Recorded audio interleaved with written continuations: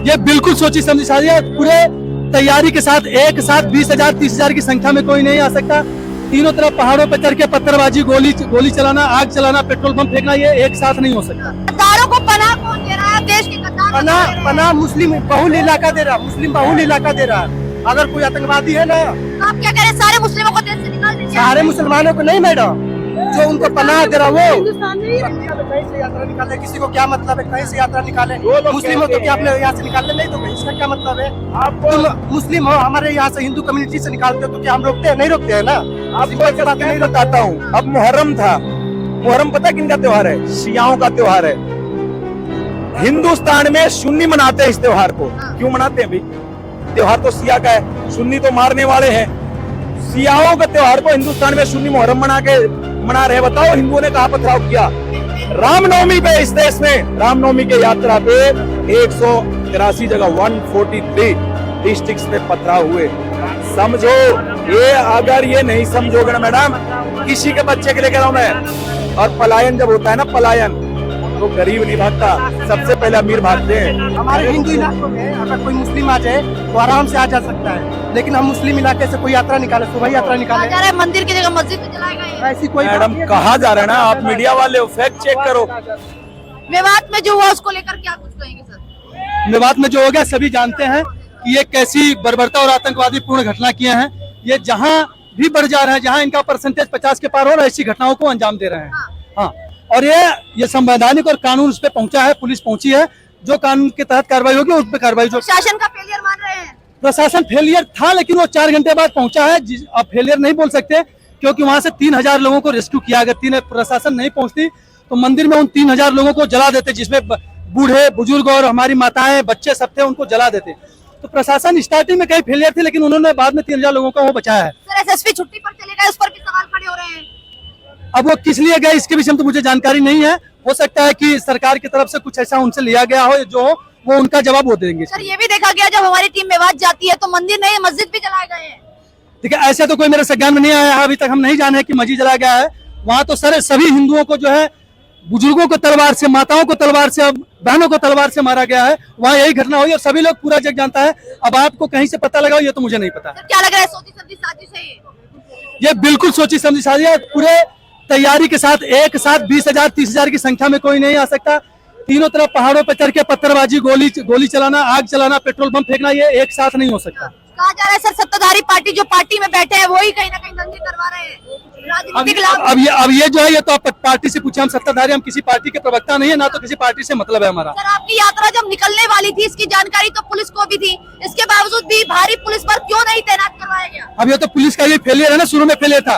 वो आश्वस्त थे कि ऐसा कुछ नहीं होगा, लेकिन जिहादी मानसिक, उनको नहीं पता था कि ये जिहादी जो हमेशा आतंकवादी मानसिकता के होते हैं, ये जहां संख्या में अपनी मानसिकता दिखाए, इसलिए आगे से पुलिस प्रशासन भी इसके लिए तत्पर और तैयार रहेगी। सर ये भी देखा गया कि अचानक से रैली में इन्होंने अटैक करा है, आगे से भी घेर लिया गया, पीछे से भी घेरा गया। वही बोला, ये योजनाबद्ध तरीके से किया है।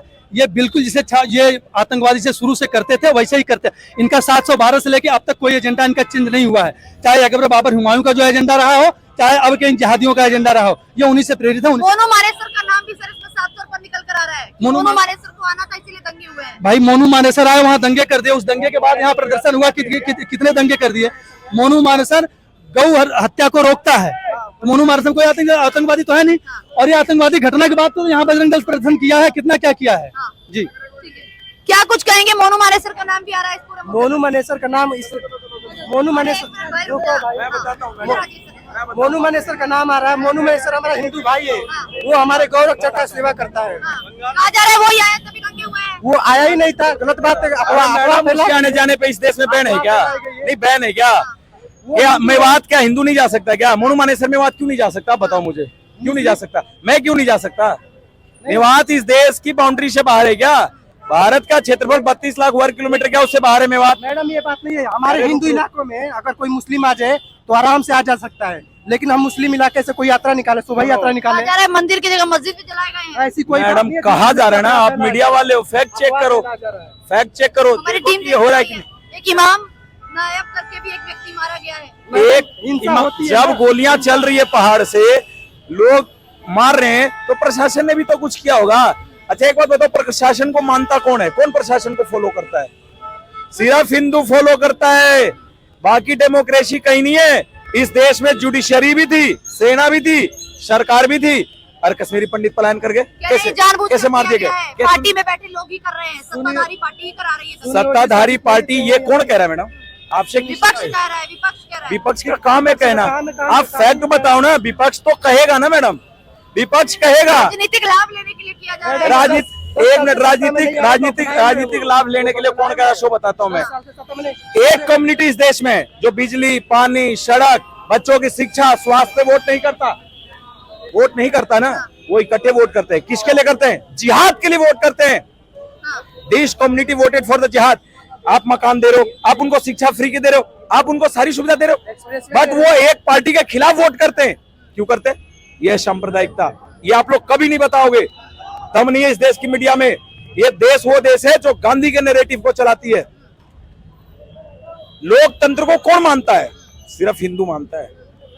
हिंदू और दूसरे जो कम्युनिटी है वही लोकतंत्र को मानते। बताओ कहां लोग दुनिया में जहां इनकी आबादी 50%, 40% है, वहां कहां डेमोक्रेसी है? बताओ, आप बताओ। आज अगर आप भारत में ये कहते हो कि संघ वाले, बीजेपी वाले हिंदू मुस्लिम झगड़ा करा रहे हैं, इराक, ईरान, सीरिया, टर्की, कौन लड़वा रहा है? क्या संघ है? बर्मा में रोहिंग्या प्लान करके वहां संघ है क्या? श्रीलंका में संघ है क्या? जहां एक इंजीनियर आके बम बन के फट जा रहा है। बताओ, J&K में इस देश में कोर्ट भी था, मीडिया भी थी, सरकार भी थी, न्यायालय भी थे, सब थे ना।